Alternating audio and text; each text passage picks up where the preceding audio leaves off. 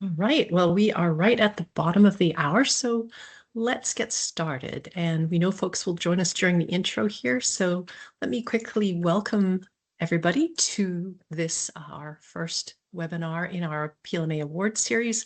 And you are with PLMA. We are a community, a collaborative community for energy load management practitioners. And we are dedicated to a more sustainable world through advancement of grid reliability, resilience, and technological innovation.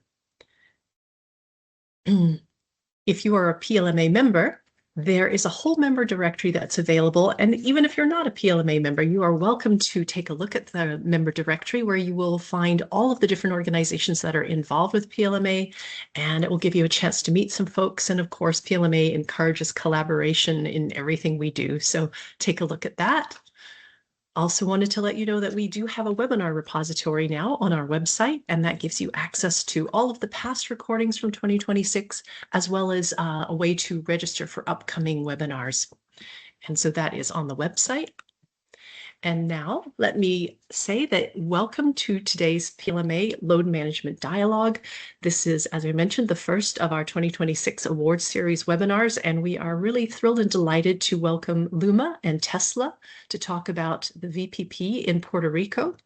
And while you are speaking to our speakers, I want to also encourage our audience to put any questions you have in the chat, and our moderator, Michael Olson, will get to those and will pose those to our speakers, and that will be part of our conversation here today. And now it is my very great pleasure to introduce Michael Olson.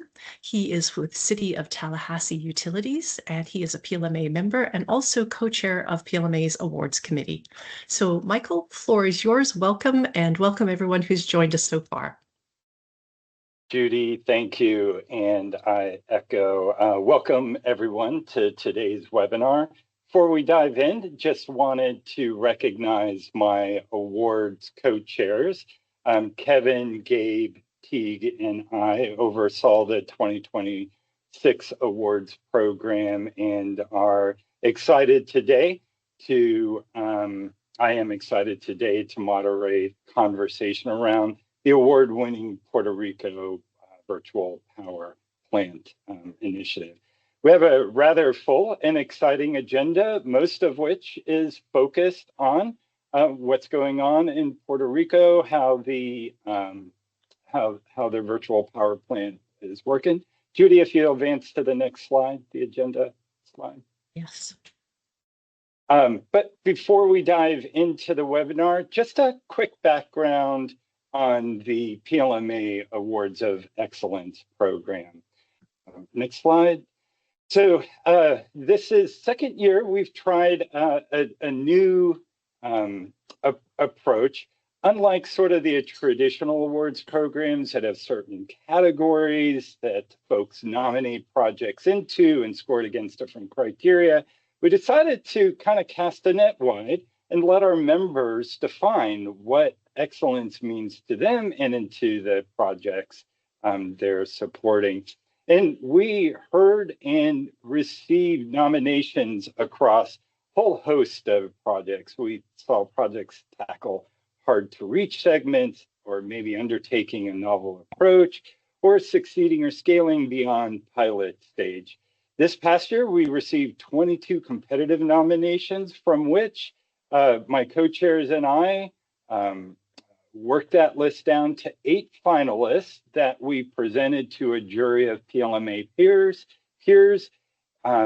who voted for and recognized 3 winners for this year's PLMA. And we recognized them at our spring conference a little earlier this year in Indianapolis. Next slide. So without further ado, joining us today are David Gonzalez with LUMA Energy Puerto Rico and Lindsay Slick with Tesla. They're going to provide overview of their project as we proceed through today's conversation. For those on the call, as Judy mentioned, please type your questions into your chat, and I'll do the best I can to facilitate the Q&A afterwards. So with that, it's my pleasure to hand the floor over to David to get us started. Thank you.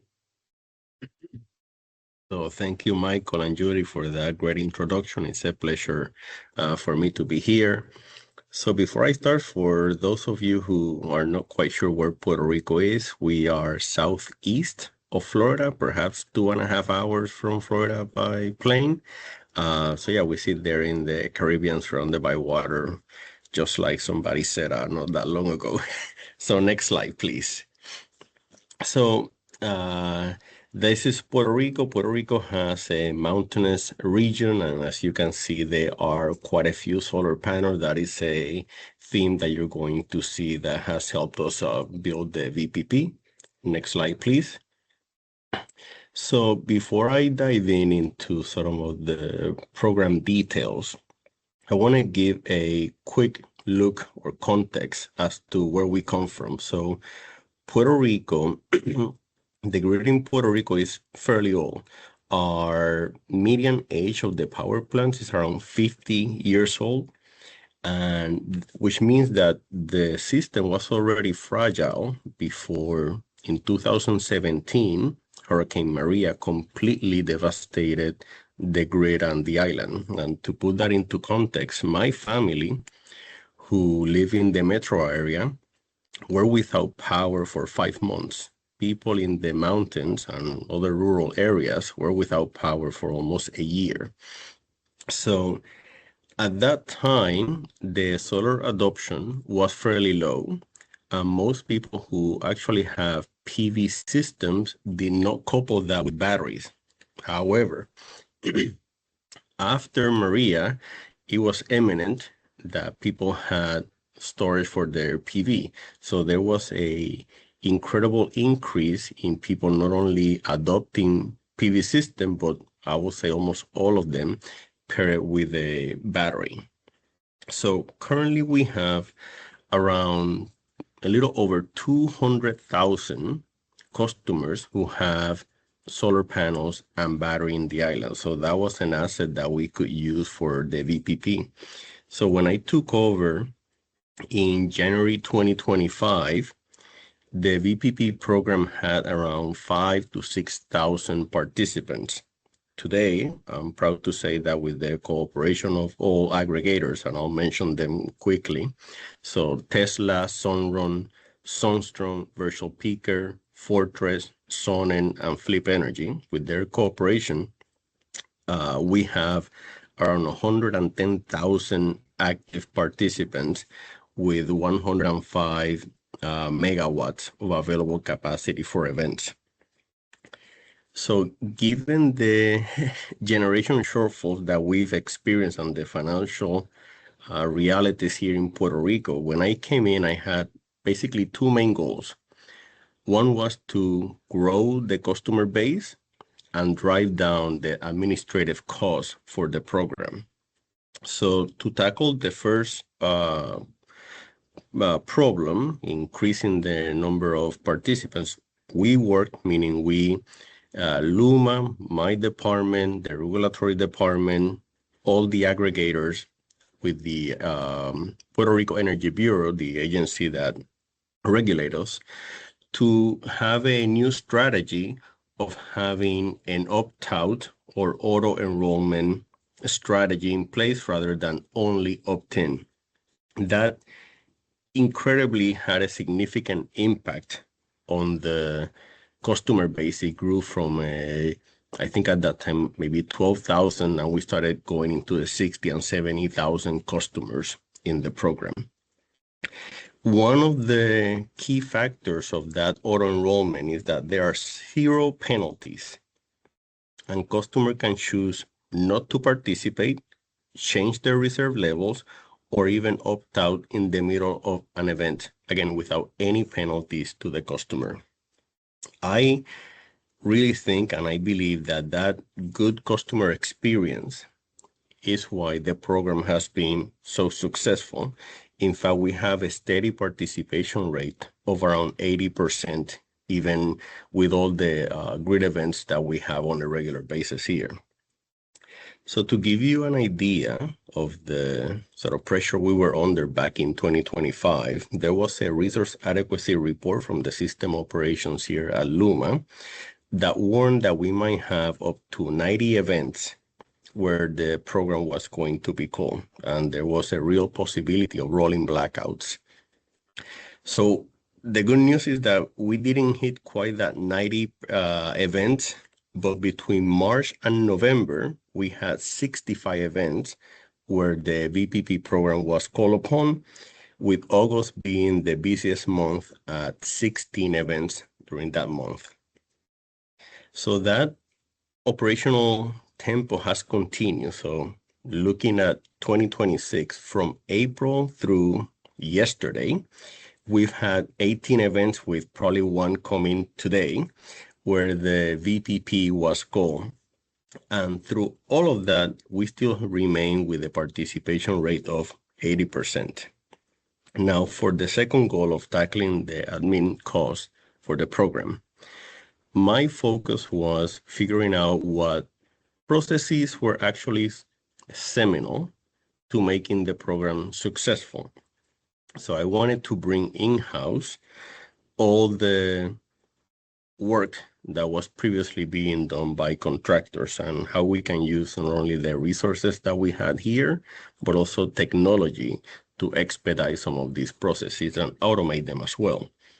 So little by little, my colleague and I started chopping away some of these processes that we had to ensure were correctly done, because they are part of the program's sort of daily activities. So we sped up enrollment, data analysis, reporting, and event dispatching. It took a few months of us, working with our aggregator partners, but we got it done, and the admin costs for the program have been down around 90%. That part is very personal to me, because the people of Puerto Rico are very vocal, and they expect that a utility provides, great service at a low cost. And I'm really proud that we've been able to do it. It has been a team effort, but I can truly say that we have achieved what we set out to do back in January 2025. That's it for me. Thank you. Thank you, David, for all of that amazing context and sharing your successes. From the aggregator perspective, the CPES program, or the Puerto Rico VPP, is designed as an aggregator model, meaning LUMA and the grid operation teams manage the overarching administration and also determine when an event is necessary. Meanwhile, the aggregators are responsible for the end-to-end customer experience, identifying eligible customers, helping them make the decision to share their energy with the grid, ultimately dispatching batteries, settling the customer performance, and paying the customer what they are owed from their performance. And so what that has meant across the life of this program is it started out purely as a fully customer owned opt-in model. And as David already mentioned, attrition, maybe not attrition, but growth was relatively slow.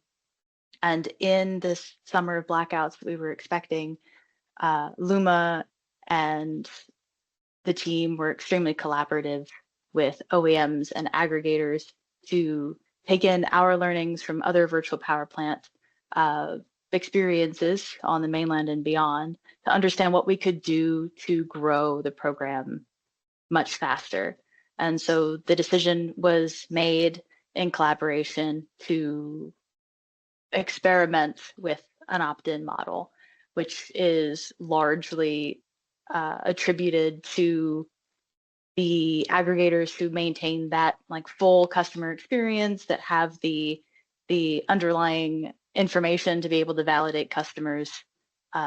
That knowledge and ability allowed us to grow exponentially in a very, very short amount of time.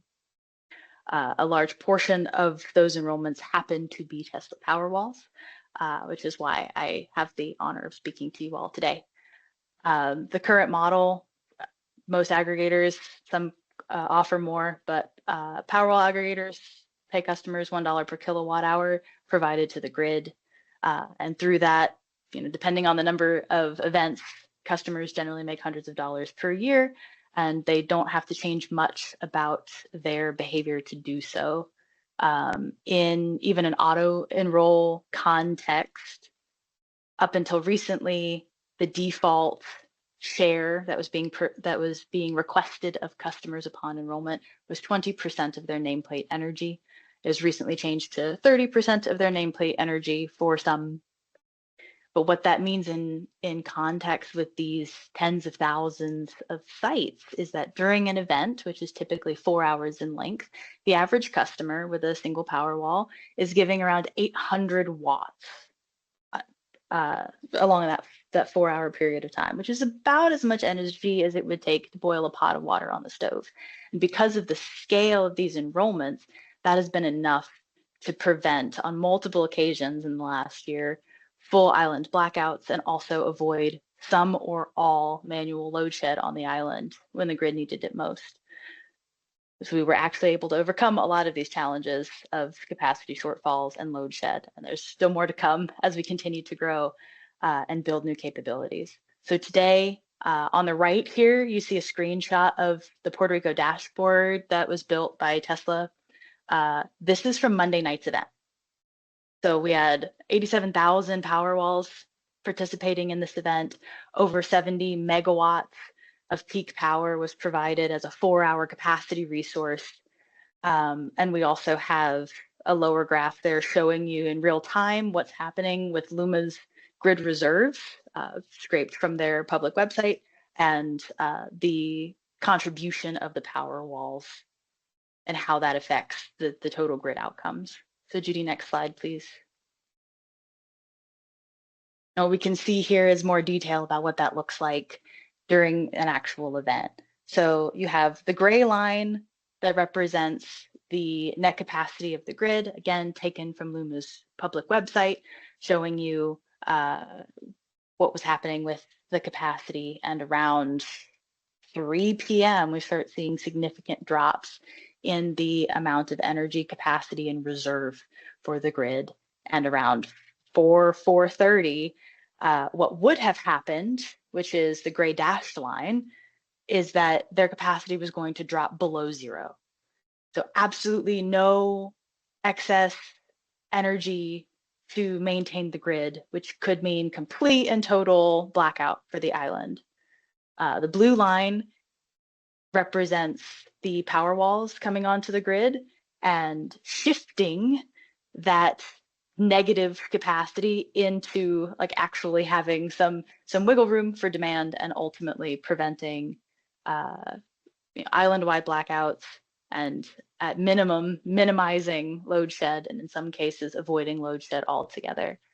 And these, this is done entirely by the free choice of the customers of Puerto Rico, sharing their battery energy with other owners of batteries and also other people who don't have the ability to have solar in a battery. These customers are taking control of their own energy future, and they are working with the grid and its operators to keep themselves safe every day.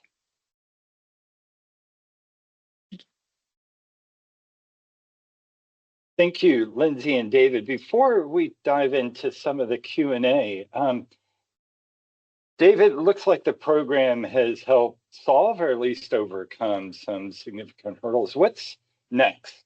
And not maybe next as in this afternoon's potential event, but what's next on the horizon? What's next iteration for your program? So thank you for the question. So as I mentioned before, there are more than 200,000 customers who have solar panels and batteries. So the program can still expand. We still have 100-something thousand people who can join the program, and it is needed, right? That generation or that relief from the grid is still needed in Puerto Rico. So expanding the program is sort of the first goal or the main goal for us going forward. Great. So next question, maybe this is for both, but I'll start with David. Giving customers flexibility with really no downside, no penalties. How do you manage to build that much trust with the public and, in addition, your regulatory partners? A great question. So I'll talk from the LUMA perspective. So we maintain very good communication, not only with the regulatory department, but the PREP, the Puerto Rico Energy Bureau. Last year, we were submitting monthly reports, how the program was working, how many events, how much were the cost. So I think that has allowed us some leeway in that they know for sure the impact or the positive impact the program is having in Puerto Rico. Now, from the customer perspective, we work with the aggregators, and I think Lindsay will be best to say how, the strategy that they have with the customers. Yes, definitely. As I mentioned before, a lot of us aggregators and OEMs have experience even beyond Puerto Rico in terms of running VPPs. And some general conclusions that we've come to about customer behavior is that 10 to 20% of customers are highly engaged with the idea of joining a VPP program and being a part of the next new thing. 10 to 20% of customers are very protective of their solar and battery and want them for themselves and their resiliency, totally fine. And then you have this broad middle of 60 to 80% of customers who either maybe aren't educated in the opportunities or perhaps just don't really have a motivation one way or another. And so this experiment with an opt-out model of enrollment really allowed us and LUMA to test that reality, that there's this whole middle that if you can't get to actively engage, can still be a part.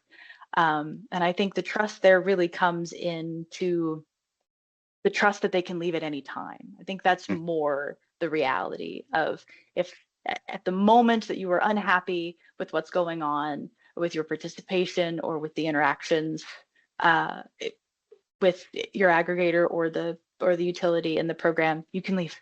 And because there are no strings attached to that, it, I think, allows people to make that easy decision or an easier decision to say, I'll stay. I'll do one more event. I'll do one more event. And then to be a part of such an incredible outcome of not, having the grid go down has to be, a wonderful feeling that like you saved the grid. You may have actually, saved lives in this small sharing of your energy on a given day. So as you adopted or moved into the opt-out scenario, you found most of the folks in that 80% middle kind of shifted towards the engaged rather than the protective because of the broader results and contribution. That's really neat. As you all come out of the pilot project, has there been sort of a formal benefit cost analysis of the program, kind of compare the value of avoided load shed events to the program costs? I David, don't think we have gone that far to have a formal report on that yet, but that is something that we're looking into it. Yeah. Yeah, and as you reported, you've brought the admin costs down 90% over time. So I imagine that benefit of cost analysis only looked similarly. Absolutely. I think when the regulatory agencies saw sort of the success of the program and the good management and fiscal responsibility, I think that talking to trust before, I think that gave us a little bit of leeway saying, hey, we want to try this and then we want to try this something else. What Lindsay said, that we went from the 20% or the 80% reserve capacity to 70%. The prep was, yeah, fine, go for it. So I think we earned that trust, and now it's we need to maintain it. Yeah, and I'm looking over some of the questions here. In addition to the heat, what are sort of the main causes of stress on the grid that call for the batteries or the VPP to be dispatched? Is it just customer and usage and demand on the grid, or are there other contributions beyond just the weather? That is very easy. We have old machinery, Lindsay knows Sure. this, Yeah. old machinery that breaks. That is the reality. So that is why we have so many events, especially during the summer where there's higher demand on the grid. Yeah, you had mentioned in your opening a lot of your systems around 50 years old.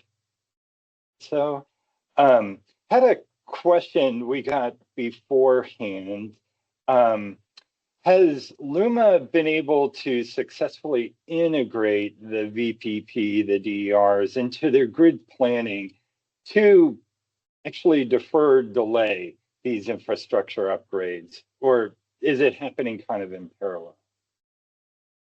I think given the scale of the program recently, that is being taken into consideration going forward. Yeah. Great. I think I have time for a couple more questions. Another one that came in through the chat. Will the monthly reports that were public last summer also be filed publicly for this summer season on, say, number of events called, enrollments? And when would that information be available? So I can say from an operational aspect, thankfully, we don't have to do that monthly this summer, but we still report quarterly. Are there other types of demand response being implemented on the island beyond just calling the batteries? So last year, we were working on another demand response program that dealt mainly with commercial and industrial companies. However, that program ran into some issues with the EPA, so that has been put on pause. So right now, the only program that we have is the CBES program. Okay. And let's grab one more question. One of our viewers wrote in kind of asking about the other aggregators or the other battery OEMs beyond Tesla. David, how is LUMA managing the full suite of batteries beyond just Tesla's portion? So yeah, LUMA is agnostic of different batteries. We take in the aggregators, they go through the same process. Which batteries they use is of no consequences either to participate on the program or anything else. Let's see. Kind of squeeze in one more before Judy cuts us off here. This one also came in advance. Is the battery adoption starting to displace, say, diesel backup generators in Puerto Rico? And what's kind of the price differential between batteries and, say, diesel backup? I think that is a great question. I know the anecdotal evidence that some people say, hey, I was going to buy a generator for my house, but I instead, have a battery. So anecdotal, yes, it is having an effect. What is the other part of the question? Kind of the price differential. Oh, that is a little bit outside my my knowledge. Sure. I can help you there. Well, we did come to the end of the webinar here.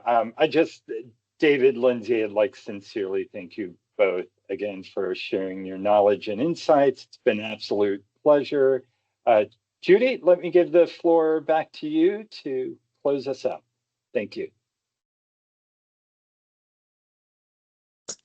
Thank you, Michael, and thank you, David and Lindsay. Great job. Actually, fascinating story, wonderful story, hopeful story. So we really appreciate you joining us, and congratulations also on winning the 2026 PLMA Award of Excellence. Want to quickly let everybody know that we have upcoming the PLMA Summer Symposium. Don't miss it. It will be in Arlington Virginia, August 25th and 26th, 2 half days, so you can get in and out very quickly. And we will be talking both EV grid impacts as well as data center issues and opportunities, and look forward to having everybody there.